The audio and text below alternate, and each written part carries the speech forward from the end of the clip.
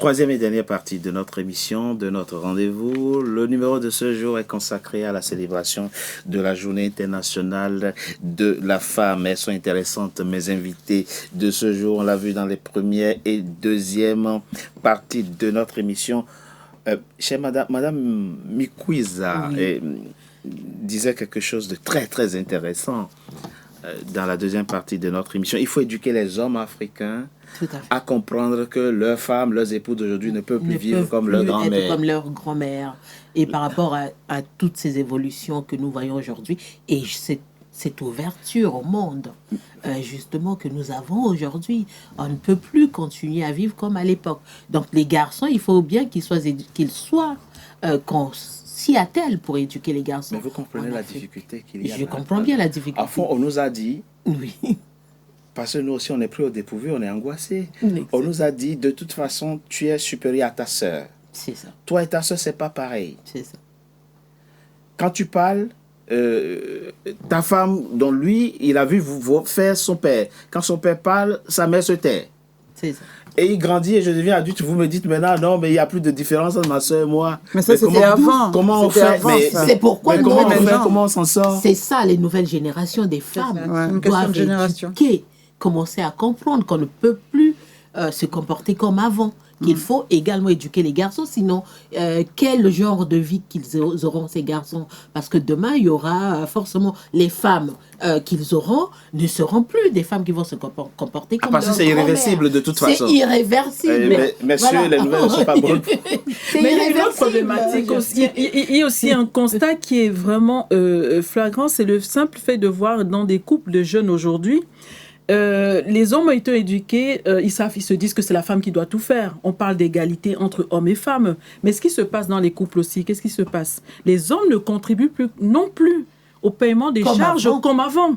S'il vous plaît? Mais non, parce que l'homme... Non, il y a une chose. Si l'homme paye les charges comme avant, peut-être la femme va accepter la condition dans laquelle elle se trouve. Égalité. Sauf que l'homme... C'est vous qui réclamez l'égalité. On réclame l'égalité. Sur cette question, non, on réclame l'égalité, c'est vrai. Mais sauf que vous demandez l'égalité, la femme doit s'occuper des enfants, mais en même temps, si elle travaille, doit contribuer aux charges. Les hommes ne s'occupent pas des enfants et ne font pas, par contre, ne veulent pas contribuer aux charges comme les parents faisaient avant. Donc, il y a un déséquilibre quelque part. Donc, les hommes doivent se poser des questions aujourd'hui et se dire, mais qu'est-ce qu'on demande aux femmes à la fin? On leur dit, les femmes disent, il y a égalité entre hommes et femmes, et les hommes, ils sont là, ils ne contribuent pas à la charge familiale. Est-ce que ce n'est pas, excusez-moi, ce n'est pas un faux postulat que de considérer que l'homme et la femme sont égaux? On peut pas. Écoutez, moi, je ne peux pas. Personnellement, je n'ai pas envie d'être. Je ne suis pas féministe. C'est ça. Je suis pour. On parle de l'égalité des droits. Non.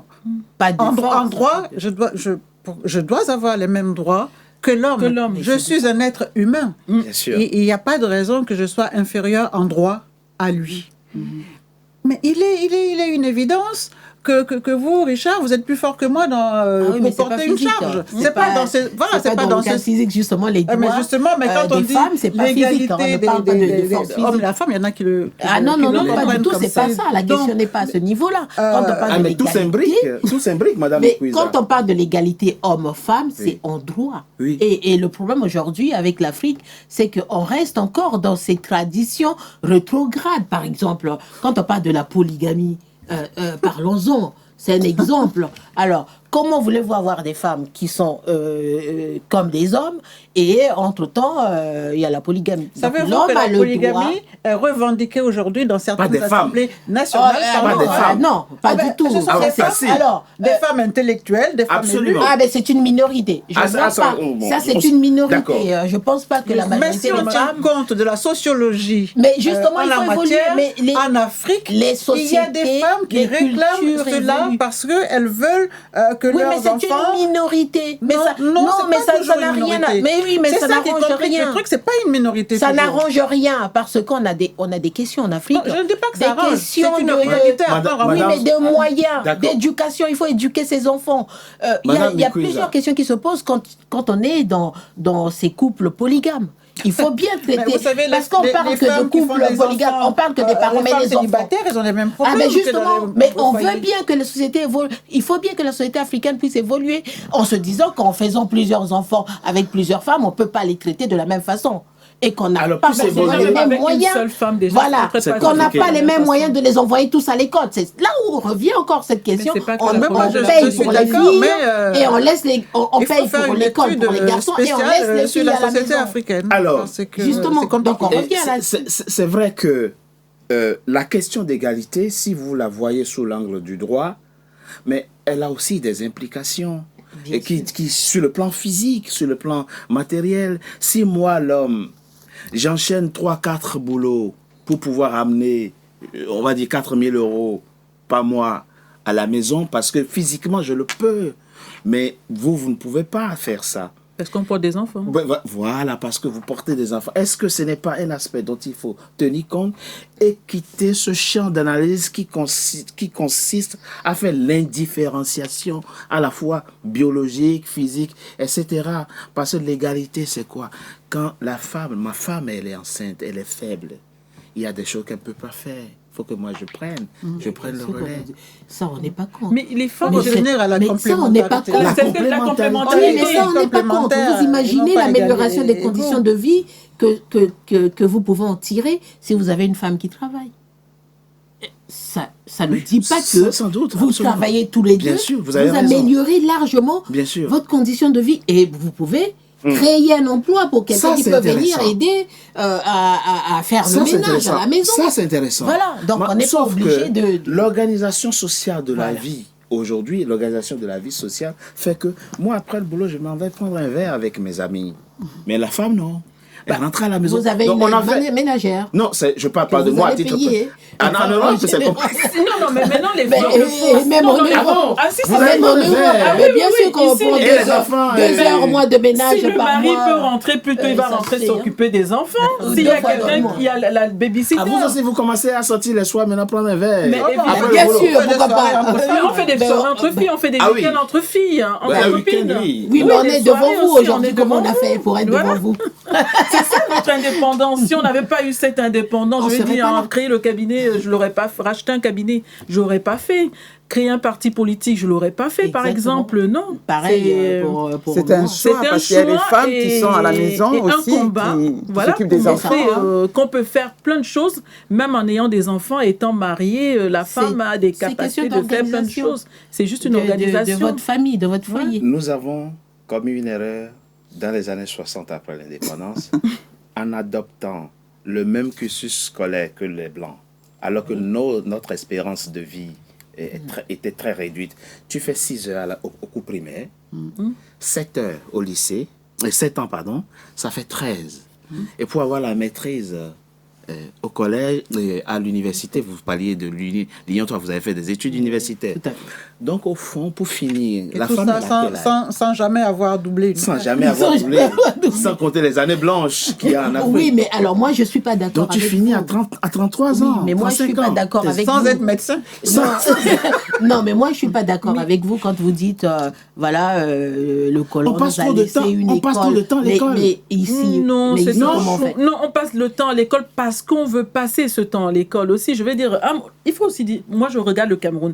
Le Camerounais adore aller à l'école. Mais combien qui y vont, surtout puisqu'on non, pour ceux qui des filles. Oui. On parle des filles. On parle des femmes. Voilà, pour combien y vont qui restent aussi longtemps? Oui, d'accord. Mais prenons le cas de celles qui y vont et qui restent longtemps. Et il faut le dire aussi que nous constituons tout de même la moitié de la population africaine, les femmes. Oui. Alors, par rapport au poids que nous avons dans la sphère politique, économique, c'est rien du signifiant. Tout. C'est insignifiant. Donc, du coup, il y a un problème à la base. Il faut régler ce problème. Quand je renonce au mariage en tant que femme et que je veux faire des études. Ouais, ben on était toutes mariées. On est toutes... Ah, mais vous avez de la chance. Ah, ben oui, on a fait mais moi, l'école, j'ai pas étudié à cause de ça. Moi, j'ai pas étudié. Voilà. Ah, vous avez vu ça comme un handicap. Oui, ça vous aurait empêché d'avoir une vie de... Oui. Parce que j'ai été mariée tôt, j'ai fait les enfants de bonheur, j'ai rien fait du tout de ma vie mais moi, ça ne m'a pas empêché de me intellectuelle. marier. Je me suis mariée 2 fois. Et voilà, donc c'est pour vous dire que ça n'empêche pas. Et c'est ce que je dis aux filles. Ce n'est pas le fait de poursuivre ses études que vous ne pouvez pas vous marier ni faire des enfants. Non. Ça relève maintenant des institutions que nous avons en Afrique de mettre en place l'accompagnement qu'il faut pour même les jeunes filles qui tombent enceintes de manière précoce. C'est pas l'institution. Ça existe maintenant. On ne renvoie plus une fille enceinte de l'école. Ça demande des pays en Afrique. Moi, je parle des parents. Là, c'est plutôt le problème avec les parents, parce que ce sont les parents qui ne sont pas contents de voir leur fille. Mais ça n'empêche pas une fille qui fait un enfant de continuer ses études. Enceinte d'aller s'asseoir dans nos Exactement, mais c'est ça qu'on veut. Dans nos amphithéâtres, sur nos universités où ils sont 1000 pas en filles. C'est cet accompagnement qui manque. C'est cet accompagnement qui manque. Puisqu'aujourd'hui, on voit bien les jeunes filles, même au lycée, qui sont enceintes, qui poursuivent leurs études. Oui. Mais donc ça, mais c'est partout. C'est normal par rapport au nombre de cas. Il y a aussi le côté éducation sexuelle qui compte aussi pour éviter justement des grossesses précoces et tout ce qui se passe en Afrique. Parce qu'on a cette vision, nous, de l'Afrique et de la France et de l'Europe. Donc, on peut bien faire la part des choses.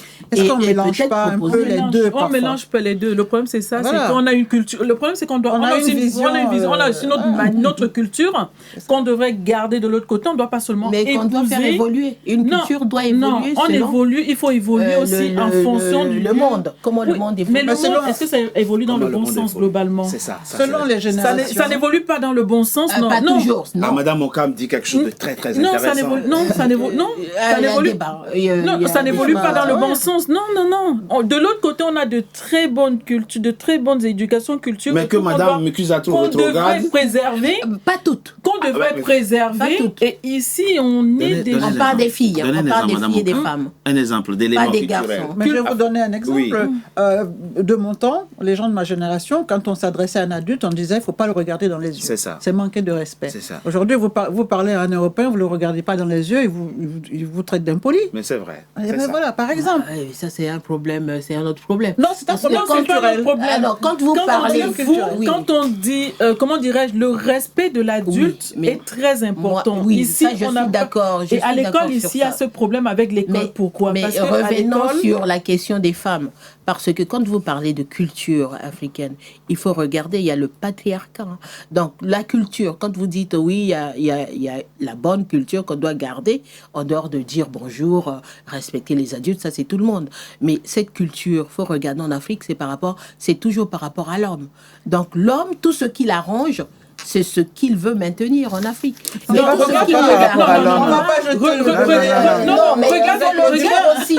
regarde l'éducation d'ici. Même seulement à l'école déjà, on dit à un garçon qu'il peut s'habiller en rose ou jouer. Ça c'est autre chose, ça c'est une autre question. Non, c'est pour ça que je dis ça. Ce que je disais, mais ça fait pas. Non, ça fait partie parce que même ici les gens. C'est des choix individuels. Mais non, c'est pas un choix individuel puisqu'on l'apprend à l'école. Ah non. Ah si.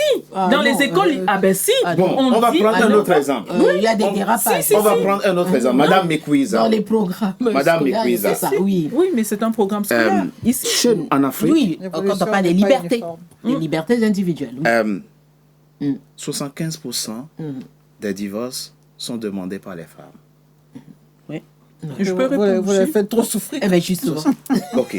On y revient. Il se trouve, mais puisque nous sommes en train de réfléchir à qu'est-ce qu'on garde chez nous, il se trouve que chez nous, pour qu'on en arrive au divorce et à la séparation, il faut vraiment avoir tout essayé. Les familles interviennent parce qu'il y a deux familles qui sont en alliance.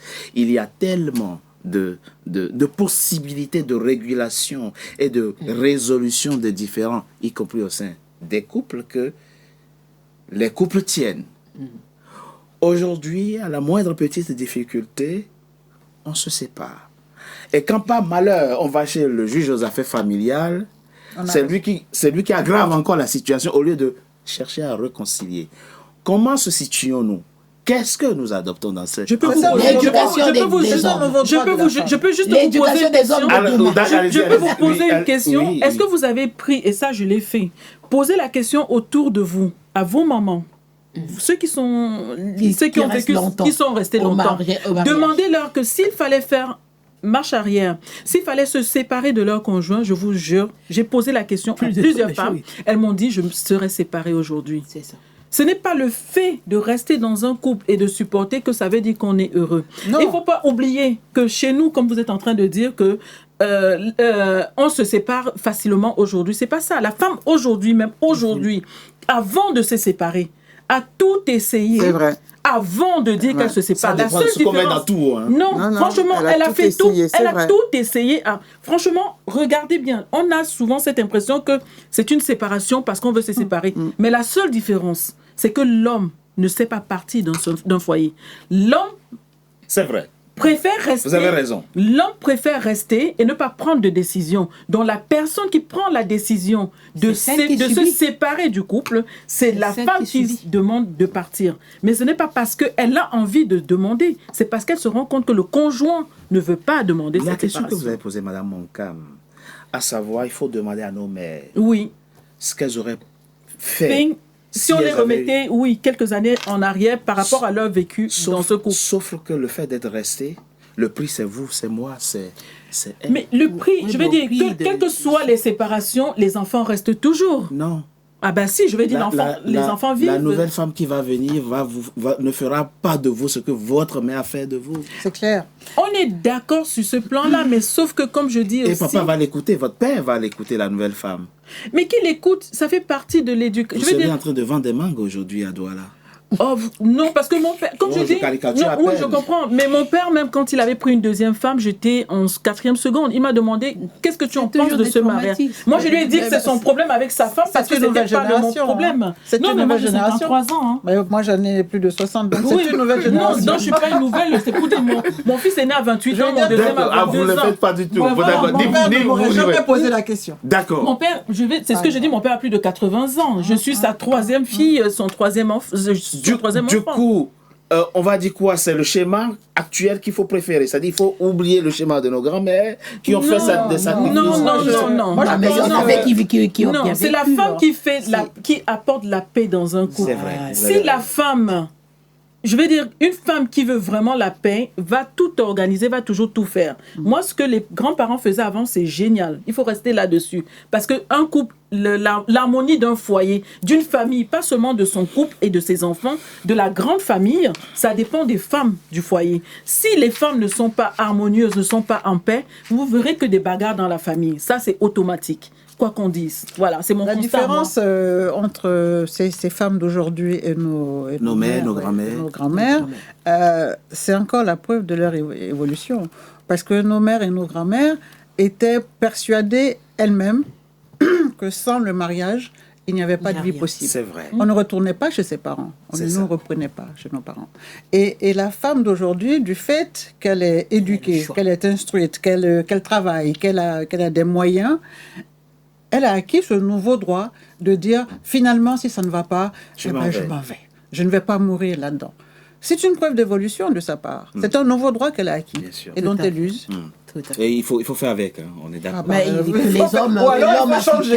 Que l'homme africain évolue, parce que ce qu'on a constaté par rapport à ces divorces, c'est que l'homme africain, que ce soit en Afrique ou ici, même en Occident, l'homme africain n'évolue pas assez vite par rapport à... Voilà, on veut s'accrocher. Est-ce que c'est pas trop lui demander? Excusez-moi, je joue un peu les avocats. Voilà. Est-ce que ce n'est pas trop lui demander? Encore une fois, il a grandi dans un schéma qui n'a rien à voir avec le schéma que vous proposez. On n'a pas eu de période de transition.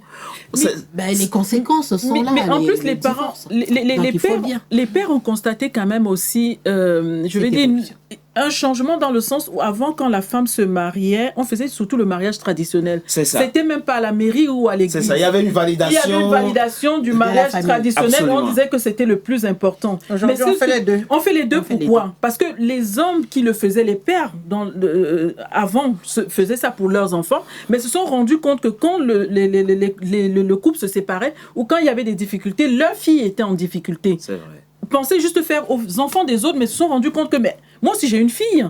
Et on s'est rendu compte que c'était pas, comment dirais-je, il n'y avait pas de protection de la femme avec ce mariage traditionnel. C'est pour ça que maintenant les parents décident et obligent un mariage traditionnel et un mariage civil.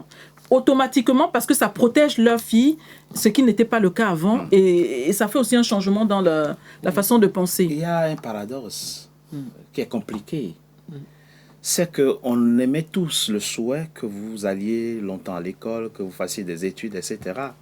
Mais la grande majorité des hommes, ils s'accommodent difficilement des femmes instruites, des femmes intellectuelles. Parce que faire de la philosophie à la maison, parler français, c'est parce que ce qu'il a envie d'entendre. Au fond, aujourd'hui, il y a un repli ou un refus des hommes à s'accommoder, des femmes qui ont trop évolué, qui ont trop étudié. Ça aussi, socialement, il y fait face comment? Il y en a aussi qui ne veulent pas de femmes qui n'ont pas été étudiées. Alors, par contre, vous avez raison quand vous parlez justement de ces Africains. Je parle de l'homme africain qui ne veut pas de femmes trop instruites. Qui connaît le code pénal à la perfection. On ne parle pas tout le temps. Ou le code civil à la perfection. Mais il y a une chose, c'est que dans son couple, on ne parle pas de philosophie forcément. On a d'autres préoccupations quand on est dans son couple. Contrairement à ce qu'on fait au boulot. Non, je suis d'accord quand même avec vous. Ça arrive qu'on échange et que nous aussi, on veut avoir des hommes instruits quand on a atteint. Non, mais si je comprends bien, quand une femme instruite, c'est parce qu'on se dit elle va répondre quand il y a. Voilà. Elle a du répondant. Elle a du répondant. Voilà. Mais sauf que ce n'est pas seulement lié à l'Afrique, c'est le répondant aussi. Mais oui, mais ça joue aussi, c'est important parce que ça permet à cette femme de contribuer de manière efficace, même dans l'éducation des enfants. Ça aussi. Les hommes, nous sommes le 8 mars. C'est le respect. Je vais trahir le secret. Tout ce qu'il faut, c'est le respect. Dans un couple, c'est le respect. La qualité du couple. Nous sommes le 8 mars. Je vais trahir le secret. Nous, les hommes, on aime se nourrir de la vulnérabilité de nos femmes. On n'a pas envie d'avoir des Amazones à la maison. On a envie d'avoir des femmes qui ont véritablement besoin de nous. Et des femmes soumises, quoi. Je ne sais pas si c'est le mot approprié. Dans tous les cas... Et pourquoi pas? C'est pas parce qu'elle est instruite qu'elle ne va pas s'occuper de son homme. Comment? C'est pas parce qu'elle est... C'est très différent. C'est dans le subconscient peut-être. Voilà, mais normalement, qu'elle soit instruite ou pas, une femme fait ce qu'elle a à faire dans son foyer. C'est son foyer, c'est sa famille. Et une femme amoureuse.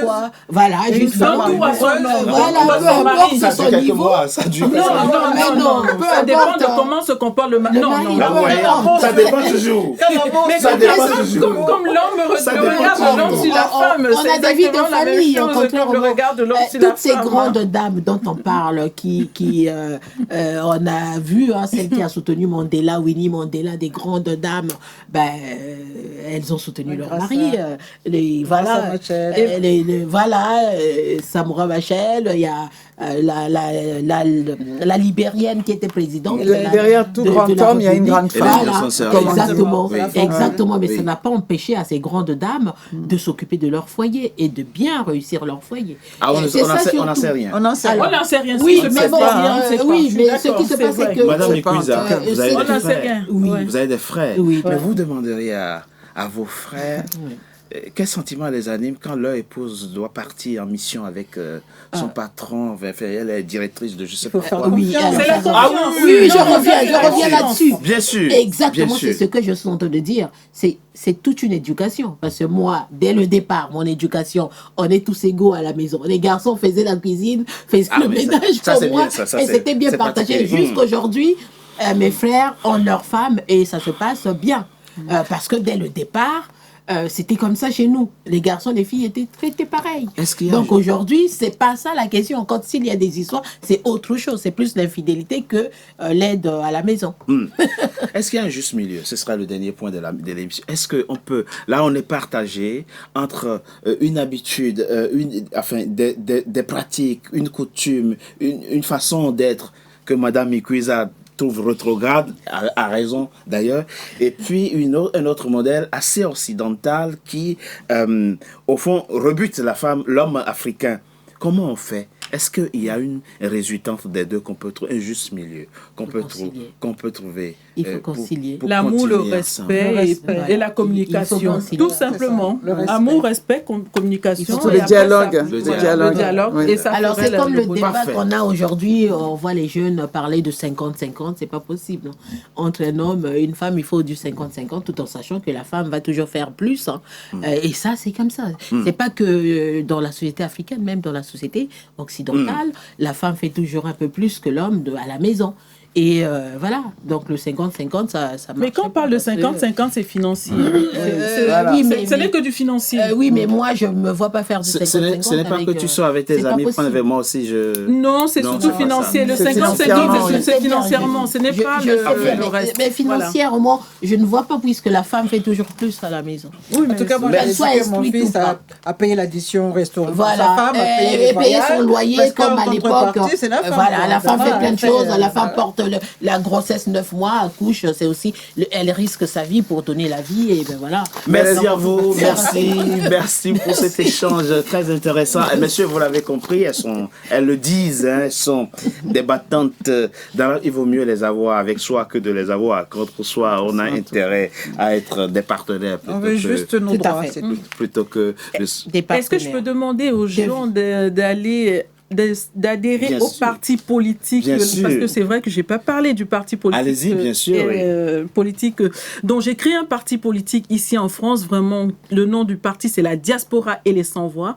Diaspora pour tous ceux qui viennent d'ailleurs et Sans Voix, VOIES, pour tous ceux qui ne se retrouvent, ne se reconnaissent dans aucun autre parti politique. L'idée c'est qu'on soit une force de négociation en France, qu'on puisse avoir des députés, des sénateurs venant de la diaspora et de tous ceux qui veulent vraiment investir, parce que tout ce qu'on entend à la télé, on est toujours en train de parler de l'immigration, des aides sociaux, disant qu'on est il faut qu'on se défende, il faut qu'on demande les statistiques, il faut qu'on se présente, il faut qu'on soit vraiment une force dans ce pays, ici en France, et qu'on prenne notre place sans plus attendre tout le temps, comme on a l'habitude de le faire, que les autres parlent pour nous ou nous représentent tout simplement. Donc, il ne faut pas hésiter à adhérer au parti politique. Et vous êtes candidate Alors, moi, je suis candidate aux prochaines élections municipales. Je suis dans le 14e. Je suis sur la liste des municipales pour la gauche unie, justement, Parti socialiste, écologie, PCF, place publique et les autres. Voilà.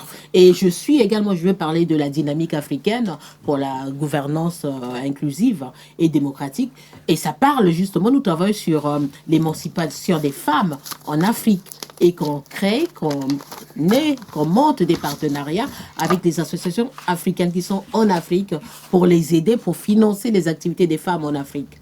Donc, il faut le savoir qu'au niveau du G7, G8, il y a des financements pour des femmes africaines qui ne sont jamais demandées, sollicitées, tout simplement parce que l'information n'y est pas. Or, moi, parfois, je participe. Que vous pouvez donner. Voilà, c'est l'adagide de www.ladagide.com. Dynamique africaine pour une gouvernance inclusive et démocratique. Madame. Donc, les femmes qui veulent bien être aidées, que ce soit en Afrique ou en Europe et partout dans le monde, nous avons ce site pour aider, pour travailler justement sur cet aspect des femmes qui s'engagent en politique. On va les former en politique parce on est en train de créer une plateforme de formation accessible aux femmes pour se former en politique, en entrepreneuriat et voilà, pour tout le reste associatif. Voilà. Parfait. Je voulais en parler, tout en sachant que je suis également engagée pour la République du Congo avec Renaissance Congo 2026 et que nous avons un projet. Nous sommes en train de travailler sur ce projet pour une alternance apaisée en République du Congo. Parce qu'on a trop de guerres civiles dans ce pays. Non, on ne veut plus. Voilà, il faut plus qu'il y ait de guerre. De ça. Non, non. Merci Madame Ekweza d'avoir participé à cet échange. Balkis Bintou Sissoko. Alors moi, je te remercie de nous avoir invités sur ce plateau aujourd'hui pour le 8 mars. Merci beaucoup. Et on dit vive les femmes. Absolument. Vive les hommes aussi. Hein. On ne peut pas vivre sans les hommes. Il faut bien. Mais c'est vrai. Oui. On ne peut pas vivre sans eux. Nous surtout moi, je fais un coucou aux femmes congolaises qui soutiennent les familles dans les difficultés. Et en même temps aussi, je fais un coucou pour les femmes qui sont en prison, surtout au Mali. Oui. Rokia, la vie chère, celle qui a dit seulement la vie chère, ça fait 4 ans elle est en prison. Et voilà, elle n'a pas été jugée encore. Toutes nos pensées. Et il y a une autre ministre, l'ancienne ministre aussi des IBK, paix à son âme, Madame Fili Sissoko aussi, pareil. Ben, voilà quoi. Je m'en voudrais de ne pas aborder la situation et c'est quelque chose de très douloureux, de nos filles qui partent dans les pays du Golfe. Du Golfe, qui deviennent des objets sexuels.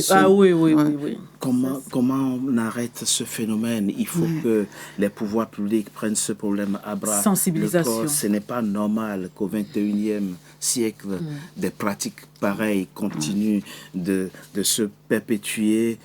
On ne sait même pas ce qu'elles vont chercher véritablement, puisque la plupart reviennent, on confisque leur passeport et elles deviennent des esclaves pour ces gens. Mais nos États n'osent pas encore s'attaquer à cette problématique. En tout cas, on profite de cette occasion pour lancer. C'est une campagne. Il faut faire une campagne. Je peux dire quelque chose. Parce qu'il y a un réseau aussi.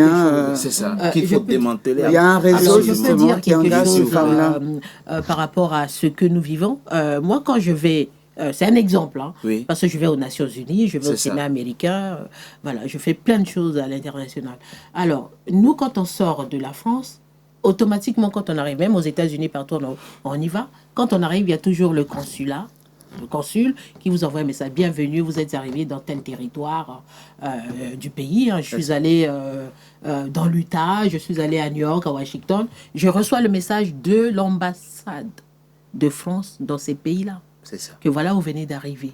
Pourquoi? Parce qu'on contrôle sa population, les entrées et les sorties. C'est ça. Alors, nous lançons justement pour nos gouvernants d'Afrique, pourquoi ne pas mettre en place les mêmes choses? C'est pas compliqué à mettre en place.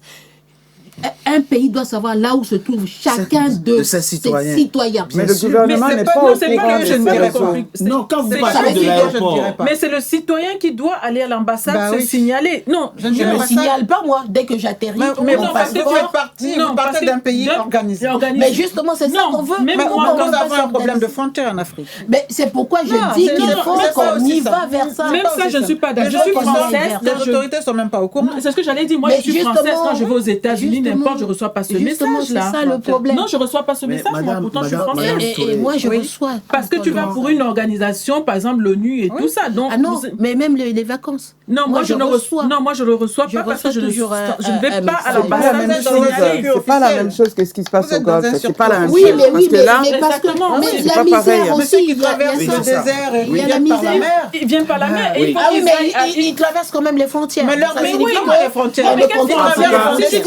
C'est la question des frontières. De façon clandestine, ils traversent les frontières. À contrôler nos frontières. Mais non, un Français qui va contrôler. Non, la question n'est pas aussi simple. Ils n'ont même pas de zone CEDEAO. En fait, on contrôle les frontières. Oui, c'est pas effectivement. Personne ne doit sortir de son territoire sans que son mais ça, c'est dans l'idéal. Ça veut dire qu'on oui, mais c'est l'idéal, on veut bien y aller vers ça. Je vais te répondre. Mais madame, c'est pas aussi simple. Non, mais ça c'est simple à faire. Non, c'est pas simple. Ça coûte pas des millions, ça y a des logiciels aujourd'hui. Mais vous un gouvernement. Non, mais si. Alors, je vais juste lui répondre. Je vais dire juste, si c'était ça, même ici en France, où il y a les immigrés qui entrent, on connaîtrait. Mais si, puisqu'on ne connaît pas. Mais oui, mais c'est de là où vous partez. Alors, ce que je comprends, à travers ce que dit Madame Mikouiza, il faut bien qu'on aille vers ça. C'est que, puisque généralement pour aller dans ces pays, la plupart du temps, on prend un visa. Il y a ces femmes, vous parlez de réseau, qui prennent le passeport, on met un visa dedans. Donc, quand une Ivoirienne, une Béninoise, une Togolaise prend son vol, vient à l'aéroport, on doit pouvoir lui demander, tu vas où? On voit bien que c'est pour aller, je ne vais pas nommer les pays. Alors, il y a une ambassade là-bas qui doit normalement, dans un pays effectivement organisé, savoir que ses concitoyens sont en train de venir sur le territoire. Mais c'est la question des frontières qui se pose. Ça veut dire mais vous avez raison. On ne contrôle pas les entrées et les liberté de voyager. Absolument. Quand quelqu'un vient vous dire, je vous offre un poste à tel endroit, mais c'est la famille qui refuse ça. Vous avez raison. Vous partez, c'est normal que ça se gâte. Mais le territoire a des frontières. C'est une famille qui est gâtée. Il faut bien qu'on mette en place l'ambassade. Vous avez raison. Quand je parle du Cameroun, l'ambassade du Cameroun n'est pas au courant que mais parce que les frontières sont poreuses. il faut régler ce problème-là. C'est vrai. Non. En tout cas, merci. Qu'il y ait une minorité qui parte comme ça. Or, nous, c'est des foules, c'est des gens qui meurent dans la Méditerranée. C'est un gros souci. Il y aura forcément qui vont se dérober, mais une fois qu'on contrôle les frontières, il y aura moins de sorties du pays. C'est le pays de départ qui doit contrôler ces populations. Là où ils sont. Vous êtes installés où? Voilà, vous n'avez même pas besoin de faire une carte d'identité. Quand vous quittez le Niger pour aller vers l'Algérie ou la Mauritanie, vous ne prenez pas l'avion. Mais vous traversez une frontière. Ah, mais il y a une frontière. Mais c'est ça qu'on est en train de dire. Mais il faut de ça. Mais tu parles, ce sont des gens qui n'ont il pas faut de qu'on commence par ça. Ah oui, ça oui, d'accord. Il faut ériger des frontières normales, effectivement. Que chaque État, on est d'accord, ça oui. Dans les sous-régions. Mais non, les jeunes filles qui partent là-bas, là, ça n'a rien à voir avec ce que tu dis. Parce que ces jeunes filles qui partent là-bas, non, mais parce que c'est un réseau. Non, parce qu'elles sont. Vous parlez de sous-régions. Quand des pays adeptes du coup d'État se séparent des organisations sous-régionales, comment est-ce qu'on va faire j'aurais dit de faire une campagne publicitaire. Et on va commencé. Mais l'État n'est même pas au courant de tout ça, d'ailleurs. Merci, mes chers dames. Nous lançons donc un appel. Vous pensez qu'il n'y a pas de frontière clandestine entre le Congo et le Gabon? Ben si. La clandestinité sera toujours à la marge. Mais c'est ça. Que ça soit mais ce sont ces gens-là que les gens meurent dans la Méditerranée en masse. Merci d'avoir participé Donc à ces échanges. C'est un problème important auquel il faut s'attaquer. En tout cas, nos hommages à vous, mesdames, à l'occasion donc de cette journée du 8 mars où nous célébrons la femme, où nous vous célébrons. En tout cas, on vous souhaite beaucoup de courage dans vos combats respectifs et servez de modèle. Merci pour cette invitation et pour ce moment. Mais on espère revenir un jour pour vous êtes ici chez vous. D'autres questions à aborder. C'est la fin, mesdames et messieurs, de Frontal, votre rendez-vous dont le numéro de ce jour, vous l'avez vu, a été consacré à l'hommage aux femmes, puisque nous sommes le 8 mars. Merci d'avoir été nombreux à notre compagnie. Restez fidèles au programme de NCA. À très bientôt pour un nouveau numéro de Frontal. Merci à vous. Merci.